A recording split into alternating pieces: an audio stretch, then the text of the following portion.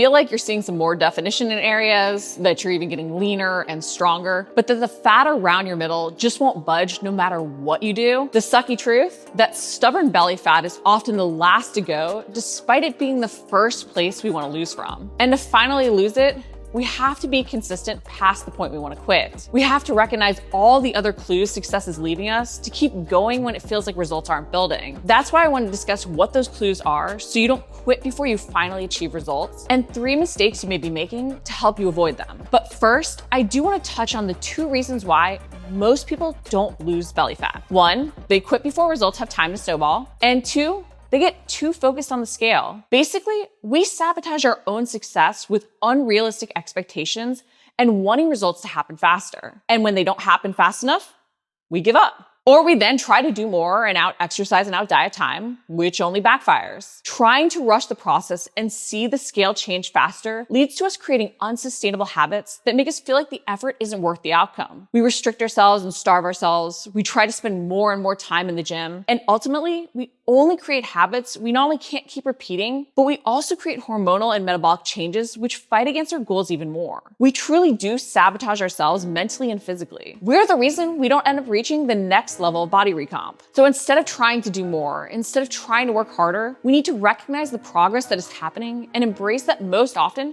we simply need to give the habits more time. Yup, we don't need to make a change or do more. We need to just embrace the journey and keep going. But this is hard if we're only measuring success in one way. That's why I wanted to share these 3 other clues success is leaving you to help you push through that dead zone, that period where it feels like nothing is happening and you want to quit. These show you that recomp is happening even if you haven't lost that stubborn belly fat yet and the scale isn't changing. Clue number 1, you're seeing more definition in other areas. Often the areas we want to lose from the most are the last to change. In the process though, we're losing fat from areas we just don't care about. So don't only focus on the area you want to change. Look at your arms, legs, back, chest, not just your abs. Assess the changes you see in these other areas, because more definition in these other spots shows you that fat is being lost, especially if the scale isn't changing. And if you keep going, you'll finally lose from the stubborn areas. You even have to recognize that when you lose from these other areas you care about may actually look worse. Yeah, you heard that right. You may feel like you look worse in the process of leaning down. Why?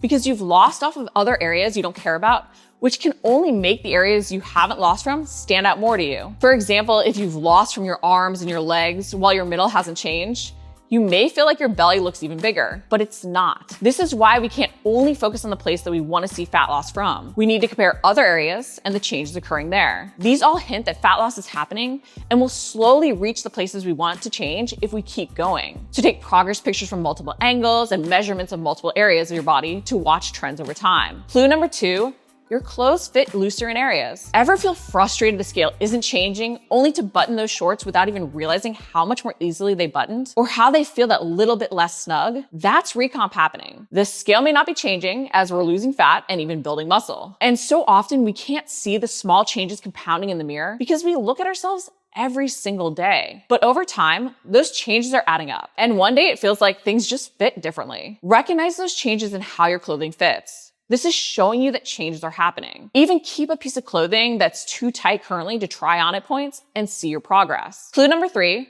you're seeing performance, sleep, and health improvements. The more ways we measure success, the more ways we give ourselves to be successful. Our habit changes for recomp pay off in so many other areas of life. But too often, we gloss over these other changes. Don't. They show you that your habits are optimizing how your body functions. And the better your body runs, the healthier your metabolism, and the more easily recomp will happen. So track your performance in the gym. Watch for changes in your sleep. Monitor those other health markers. Improvements in those other areas show you that your healthy habit changes are paying off. So keep going. Use them to help you embrace the process and see the momentum build. Now that you know what clues to watch for, what are the mistakes you might be making that aren't allowing true recomp to happen so you can lose that stubborn belly fat? Mistake number 1, only focusing on calories. Often we focus on eating less when we want to lose weight. But this is why we lose weight yet never feel like we lose that stubborn belly fat. It's also why we end up feeling like we have to starve ourselves to see progress, only to end up regaining the weight months later. It's why we can feel like our metabolism has slowed down as we've gotten older. So stop focusing just on calories and start to track macros. Macros matter most. How we adjust the portions of protein, carbs, and fat we consume helps us control more for losing fat while retaining and even building lean muscle. Adjusting our macros helps us truly fuel for metabolic health and to feel and perform our best. Tracking can also allow us to find our balance so we don't feel like we're constantly starving, low energy, and deprived of all the foods we love. Remember how I mentioned the effort doesn't feel worth the outcome, so we quit? By tracking macros, you can strike your balance and truly understand the impact your food has on your results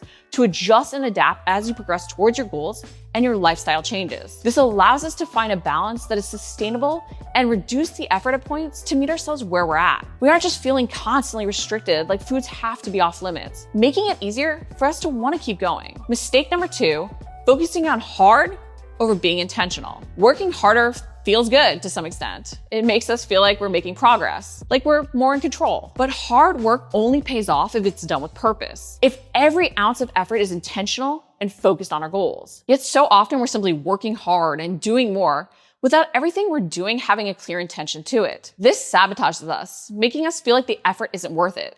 Like we don't have the willpower or the self-control. We burn ourselves out with habits we can't maintain long-term. And if you want to lose that stubborn belly fat, you've got to create habits you can do consistently for, well, ever. This is a forever process. That's why at times less is more. Yet so often, we struggle to back off. We even celebrate when we're feeling in pain, eating less, eating cleaner, training longer and harder, while ultimately giving up because we burn out. Stop the no pain, no gain attitude. Embrace small changes that allow you to keep going. Don't make yourself hit that wall and want to quit. Realize that your desire to do more is your desire to try to outwork time, which simply won't happen. So instead, realize that you only want to include things that have a specific purpose. Design everything with intention and focused on your goals. Don't include something just because it feels hard or because you want to try to do more and see results faster. Mistake number 3, not having a clear workout progression. No, you can't out-exercise your diet, and trying to will sabotage your success. But how we design our workouts has a huge impact on the muscle we build and how effectively we lose fat. Our training also impacts how we need to fuel. And only when our systems are dialed in together can we see the best results possible. Too often, we just randomly string together moves to make ourselves feel like we just are sore and tired, not actually moving forward towards our goal of building the lean muscle mass. Honestly, it can even make our hard work be working against us, so we just burn out. So create a clear workout plan and schedule, and then repeat that weekly schedule for 3 to 6 weeks. While I know we like to do fun and new things, even things we like, we need that clear weekly schedule we can repeat to see progression build and force our muscles to adapt and grow stronger. Include diversity though in your movements, intensity, and types of training over the course of the week so you aren't bored. But then repeat those same workouts while trying to progress moves week over week in some way. Add weights, slow down tempo, do a harder variation. Push through another rep, but push yourself to see progress. Remember, everything should have a purpose, and what gets measured gets managed. A plan gives us a roadmap to follow and adjust off of if progress isn't happening. So remember to watch for the clues success is giving you and give yourself a clear plan to follow so you can be consistent and adjust when you want to quit because results aren't happening fast enough. And one last warning and reminder, results towards the exact goal we want will never happen fast enough. It's why it's so key we measure progress in multiple ways and have a clear plan in place that we can accurately measure and adjust off of.